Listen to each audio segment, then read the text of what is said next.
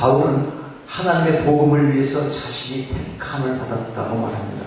오늘 본문이 있는 로마서 2장, 그것을 특별히 강조하는 편지를 써내려 합니다.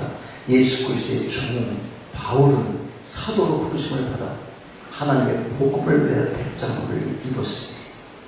이 바울이 쓴 그 편지 쭉 보면 서두의 인사말 속에 거기 보면 함께 등장하는 단어, 자기가 하나님으로부터 부름받은 택한 종이다, 이거를 강조합니다. 왜 그랬을까요? 사람들이 자기 인정을 안 하려고 그러니까. 12사도 속에 포함되지 않았기 때문에 그런 거예요. 자, 그리고 사도행전 20장 24절 보니까 한 걸음 더 나아갑니다. 거기서 이렇게 말씀하세요. 거기 보니까 내가 달려갈 길과 주 예수께 받은 사명 곧 하나님의 은혜의 복음을 증언하는 일을 마치려 하면은 나의 생명조차 조금도 귀한 것을 여기지 아니하노라. 바울은 복음을 위해서는 자신의 생명까지도 버릴 각오로 온전히 헌신할 것을 말하고 있는 것입니다. 결단한 겁니다. 심지어 복음을 전하지 않으면 자기에게 화가 미칠 것이라고 고백을 합니다. 고린도전서 9장 16절 말씀이 바로 그 내용이에요. 내가 복음을 전할지라도 자랑할 것이 없습니다.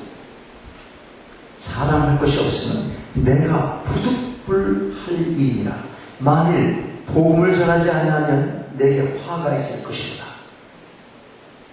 이런 말씀들을 보내볼 때 바울은 그의 존재 이유가 뭐라는 겁니까? 이 땅에 살아있는 존재 이유가 복음 전도라는 것을 알 수가 있습니다. 자, 그렇다면 바울이 복음을 이처럼 귀하게 여기고 있는 까닭이 무엇이겠어요? 잘 생각해 보십시오. 잘 생각해 봐요. 이렇게 이런 질문 앞에 눈을 감으시면 안 돼. 졸리라 하고 생각을 해보셔야지. 복음을 말할 때 빼놓을 수 없는 핵심적인 것, 이걸 빼놓고는 도저히 복음이 설명될 수가 없어요. 자, 그러므로 그 누구라도 이것을 빼놓고 복음을 설명한다면 그건 다 가짜인 것이에요. 그럼 여기서 이것이란 무엇이냐는 거예요. 이것은 예수 그리스도의 십자가예요. 십자가. 예수 그리스도의 십자가. 그런데 이 십자가는 유대인들에게 있어서는 저주의 상징물로 매우 꺼리끼는 것이다. 꺼리끼는 거예요. 마음에 안 든다, 십자가. 그렇게 취급을 받았던 것입니다. 갈라디아서 3장 13절을 보면 나무에 달린 자마다 저주 아래에 있는 자, 이렇게 말하잖아요. 헬라인들에게는 어땠어요? 아주 미련해 보이는 거예요. 헬라, 그러면 어디 생각하세요, 여러분? 네? 그리스 생각하잖아요. 그리스에 누가 있어서 역사적으로 그리스에 세상적으로 생각할 때 유명한 철학자들은 다 그리스에서 나왔잖아요. 그리스가 지금 어떤 모양이 있어? 어떤 형국입니까? 세상 철학의 근거에서 우리가 인생을 기준하며 살면 이런 일이 생겨요. 거기서 정치 철학부터 인생이라는 무엇인가? 노세로서 젊어서 노세만큼도 안 되는 철학 사상들인 거예요. 아리스토텔레스, 소크라테스, 플라톤, 많은 그런 사람들, 그 좋은 얘기 많이 했지만 지금 망가지고 있잖아요. 저렇게. 그래, 그 머리가 좋은 사람들에게 이 십자가는 아주 미련해 보이는 그런 거였어요. 고린도전서 1장 23절이 이렇게 기록합니다. 우리는 십자가에 못 박힌 그리스도를 전하는 유대인에게는 거리끼는 것이요 이방인에게는 미련한 것이다. 그때 그리스도는 이방인이었잖아요. 유대인에게는 거리끼었어요. 그러면 이들에게만 십자가가 그렇게 보입니까? 오직 그리스도의 십자가에 구원의 길이 있다는 것. 지금도 세상 사람들에게는 마찬가지예요. 그들에게는 비상식적이고 비이성적으로 보이게 마련인 것입니다. 세상 지식이 많을수록 더 그런 거예요. 그러나 여러분, 바울은 이 복음을 위해서 살았어요. 바울이 누굽니까? 바울.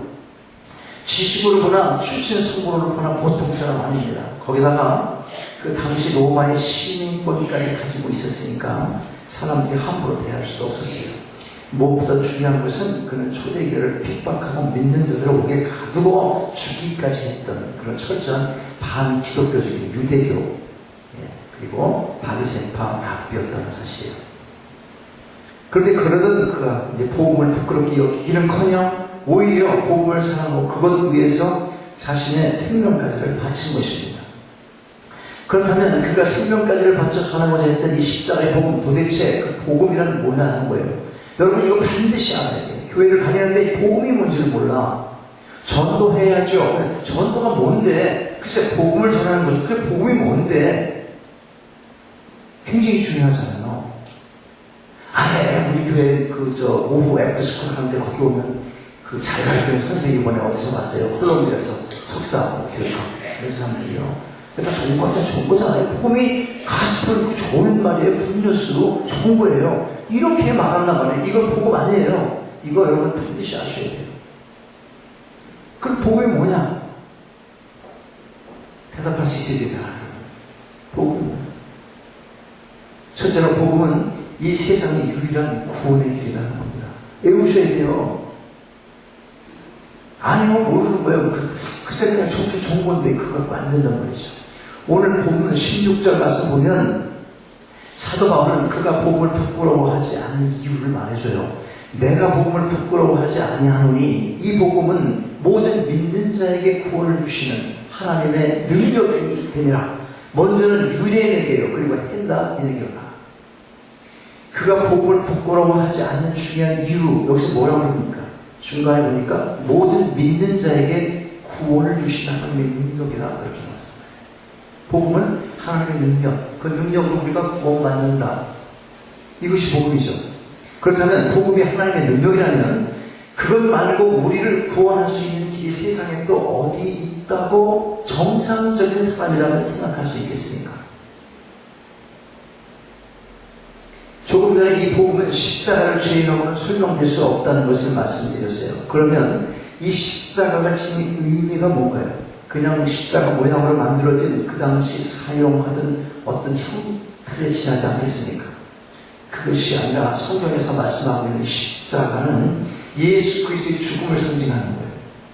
그저 위에서 단순히 나무에 달려 십자가에 달려 생명의 피를 흘렸다. 그런 정도가 아니에요. 거기 하나님의 저주가 함께하는 고통이 따랐다는 것입니다. 그 어깨에 우리는 세상 죄를 지고 가는 하나님의 어린 양을 보라. 죄의 대가가 찍어 누르는 그 무게를 감당하셨다는 거예요. 단순한 형틀에서 그냥 피를 흘렸다. 그럴 때가 아니잖아요. 값싼 은혜로 여러분이 구원받은 게 아니라는 겁니다. 피를 흘리시기까지 했던 엄청난 하나님의 저주의 대가까지 치르면서 그 저주로 인한 온 인류의 죄의 대가를 치르기까지 하시면서 우리를 구원하신 거예요. 값쌉니까? 여러분의 삶이 어떻게 돼야 돼요? 이 세상을 어떻게 살아가셔야지 되겠습니까? 하나님과의 단절까지를 경험해야 하는 처제라는 저주가 부어진 참으로 이루 말할 수 없는 고통을 수반하는 그런 죽음이었던 것입니다. 여러분, 이 십자가의 죽음이 가까이 올 때 하나님께서 예수 그리스도가 하나님 오셨잖아. 그 하나님께서 성부 하나님께 드렸던 기도, 예수께서 하나님께 드렸던 기도, 겟세마네 동산 어떤 기도 하셨어요? 기억하십니까? 아버지께서는 모든 것이 가능하오니 이 산을 내게서 옮기시옵소서. 그러나 나의 온대로는 없으시고 아버지의 온대로는 없었어요. 왜 이렇게 이 산을 내가 받아야 됩니까? 라고 했겠어요. 인간이시니까. 그 엄청난 저주와 인류의 죄의 무게를 질 걸 생각하니까 그 고통이 어떻겠어요? 이루 말할 수 없을 거 아니에요, 생각합니다. 그래서 이 산을 피할 수 있으면 좋겠다고 말씀드립니다. 성부 하나님, 아버지. 그러나 내 뜻 아니고 아버지의 뜻이라는 따르겠다. 그 말을 보는 거잖아요. 하나님의 뜻이 아니라는데 왜 자꾸 사람들은 자기 얘기를 그렇게 많이 하나? 그걸 그래서 모르겠어요. 모를 것도 없지. 성경이 그렇게 이혼하고 있습니까? 하도 그러니까 하나님께서는 상실한 마음대로 내버려 두사. 로마서에 보세요. 내버려 둔 거예요. 버려진 자식들이에요. 죄인으로 버려진 자식이에요. 그게 그냥. 그런데 거기 뭐 인권을 따지면서 자꾸 이야기하면 무슨 소용이냐고 지금. 하나님보다 이 사람들의 사랑이 더 많은 것 같은 세상에 살잖아 우리가 다. 애가 잘못해도 야단칠 수도 없고, 선생님 뭐라고 그러면 선생을 교무실까지 쫓아가서 그냥 패버리는 이런 이상한 세상에 살잖아. 땀이 빗방울처럼 떨어질 만큼 절실했던 기도, 이 기도를 하시지 않으면 안 됐던 그때의 주님의 마음, 그 마음을 여러분 상상해 줄 수 있으십니까? 그러나 주님은 그 축복을 받아들이신 겁니다. 아버지의 온대로 하옵소서. 한 사람 아담의 범죄로 말미암아 하나님과의 올바른 관계가 단절되고 사망이 인생을 주관하면서 왕노릇했지만 이제 더 이상 인생들이 사망에게 죽음에게 종노릇을 하지 않을 수 있는 길이 마침내 열려진 것입니다. 하나님과 화목할 수 있는 길, 영생의 길이 마침내 열려진 거예요. 그래서 주님께서 이렇게 말씀하세요. 요한복음 14장 6절 보니까 내가 곧 길이요 진리요 생명이니 나로 말미암지 않고는 아버지께 올 자가 없느니라. 예수님의 수다 베드로의 고백, 어떤 거 기억할 수 있어요 여러분? 복음의 관계에서 사도행전 4장 12절에 보면 아주 단호하게 말해요. 고백적인 거예요. 그러나 교리입니다. 기독교인은 반드시 이것을 마음으로 믿어야 되는 거예요. 이게 교리라는 거예요. 닥트린. 교리를 왜 공부해요? 그런 이상한 사람들이 많아요. 여러분 교리를 모르고 교회 나오면 무슨 소용이 있어요? 구원하고 아무 관계 없어요. 느슨한 뉴 에이지 관계하는 사람들이 모여도 아름다운 교제가 있어요. 그 아름다운 교제 가지고 복음의 그 나타납니다. 그런 모습이다. 그렇게 말할 수 없다는 거예요. 반드시 진리. 이게 여러분 가슴에 심겨져야 하는 것입니다. 거기 뭐라고 했냐면 다른 이로서는 구원을 받을 수 없는 천하 사람 중에 구원을 받을 만한 다른 이름을 우리에게 주시니 없음이라 하였더라. 그래서 우리가 오직 예수 이런 구호를 외치는 것입니다. 세상 사람들은 점점 싫어요. 오직 예수 이런 점점 싫어. 점점 싫어. 니네들이야 잘해. 요 소리는 안 들어야 되거든 지금. 전하지만 너부터 잘해봐. 이 소리만 안 듣게 하면 이 복음의 능력이 확산될 텐데 교회 가면 너무 복음을 잃어버렸어요. 기능을 잃어버렸어요. 무슨 기능? 능력을 잃어버렸어요. 복음의 능력을. 내세로 해가지고. 사도 바울이 복음을 부끄럽지 않게 여긴 이유가 바로 여기에 있는 거예요. 그는 다른 세계에서 주님을 만나고 회심을 경험한 후에 그가 알았던 모든 것을 버렸습니다. 그리고 남은 평생 죽기까지 복음에 손잡혀서 그 복음을 전하다가 순교함으로 그의 주어진 생을 마감하게 되었던 것입니다. 여러분 복음 전도는 부끄러운 것이 아니에요. 복음은 능력이잖아요. 복음 능력. 이 능력은 나만 가지고 있으라고 말하는 게 아니에요. 그리고 이 능력 속에서는 나에게 빨리 전해야겠다 하는 욕망을 불러일으켜줘요. 내가 육체적으로 즐기고자 하는 그런 욕망이 아니라 거룩한 욕망, 전해야 하지. 복음의 능력은 그것도 포함되어 있어요. 알고 있으면 전하지 않으면 답답한 거예요. 뭔가 부족한 거지. 구원을 주시는 하나님의 능력인 것이 복음이 우리가 이 땅에 존재하는 이유, 그것은 이 복음을 전해야 하는 사명이 있기 때문에 그런 것입니다. 사도 바울이 죽기까지 전하고자 했던 복음, 그 복음이 뭐예요? 두 번째, 복음은 모든 믿는 자들을 의롭게 하는 것이에요. 로마서 3장 22절은 이렇게 말씀하죠. 곧 예수 그리스도의 믿음으로 말미암아 모든 믿는 자에게 미치는 하나님의 의미 차별이 없느니라. 물론 이 말씀이 복음이 구원의 능력이라는 말씀과 맥을 같이 하고 있어요. 그러나 우리가 좀 더 구별해서 이해를 할 필요가 있습니다. 즉 복음이 구원의 능력이 된다고 하는 것은 이 세상의 다른 많은 종교나 철학이나 어떤 학문 따위와 관계해서 말할 수 있는 유일한 구원의 길은 오직 예수 그리스도의 십자가 복음밖에는 없다고 한다는 사실이에요. 부처를 통하고 누구를 통하고 그래서 같이 비유할 수 있는 그런 성질의 것이 아니다라는 면에서 오직 구원의 길 누구밖에 없다? 예수밖에 없다. 그렇게 말하는 겁니다.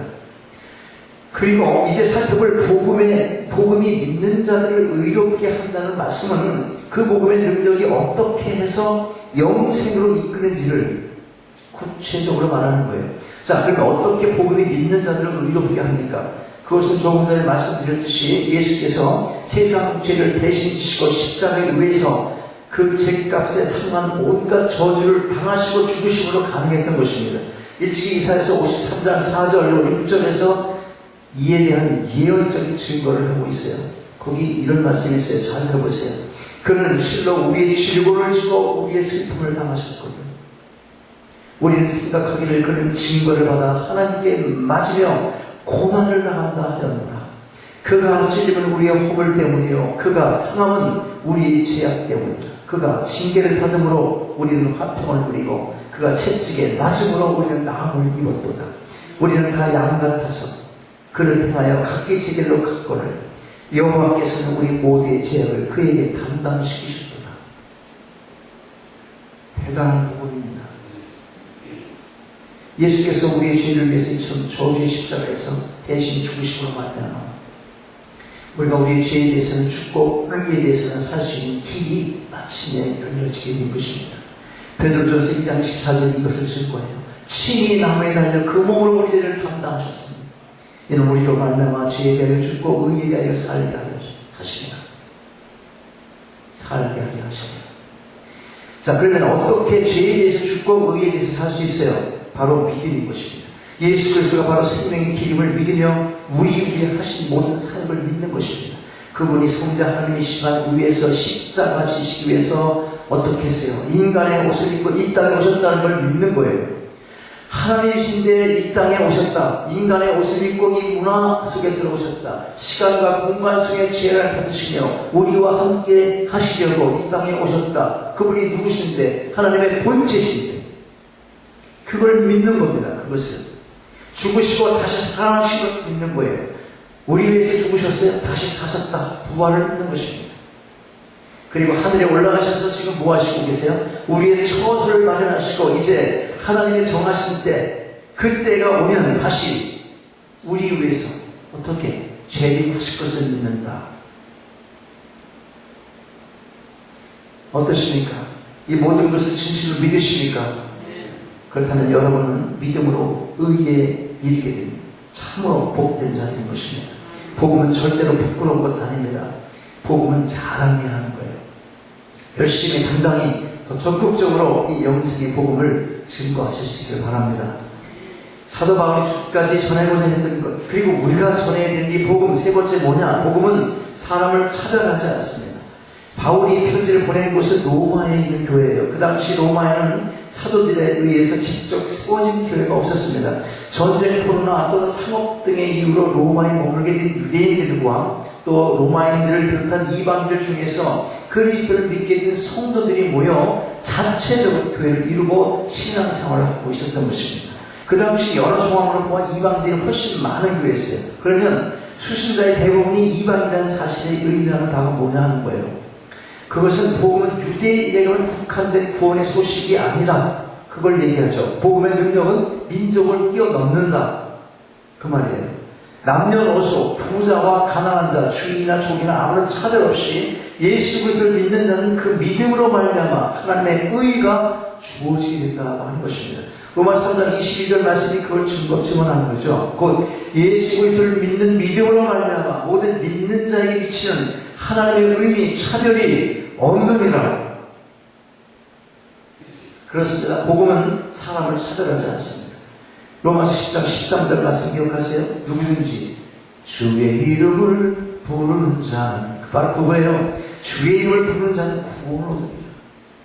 공부를 못했어도 상관없어요. 성경을 읽지 못하도 상관이 없어요. 누구에게도 구원이 오픈되어 있는 거예요. 단 조건이 뭐예요? 믿음으로 말미암았어요. 믿음으로. 그럼 우리 교회는 누구든지 어떻게 돼요? 오픈되어야 되죠. 동성애 자들이 와도 오픈되어야 돼요. 전에 강도짓을 했던 사람도 들어오세요 해야 되죠. 그거는 오픈하는 거예요. 그거는. 그런데 믿는다고 말하면서 계속 어제 제가 한 30만 불 털었는데 오늘 10만 불 교회가 헌금하겠습니다. 계속 그러는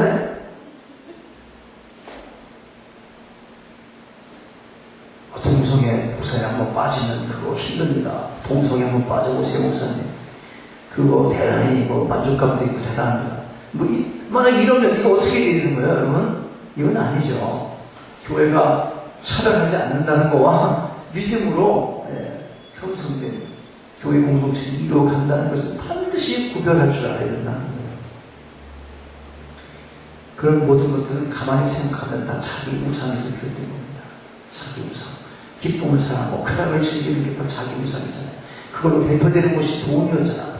지금 돈 갖고 다 하잖아. 큰 엄청난 CEO들이 동성애를 지지하는 이유가 왜 그래? 시대의 흘러감 속에서 처지고 싶지 않기 때문에 그런 거예요. 오바마는 뭐라고 말했어요? 동성애를 반대하는 기독교는 적이다. 그럼 우리는 이북과 똑같은 거, 이북. 북한하고 똑같은 대우를 받고 있는 거예요. 우리는 이 나라의 적이에요. 여러분은 이 나라의 적으로 이 땅을 살아가야 되는 거예요. 얼마나 많은 믿음을 써야 되겠습니까, 여러분? 각오하셔야 돼요. 좁은 문입니다. 힘듭니다.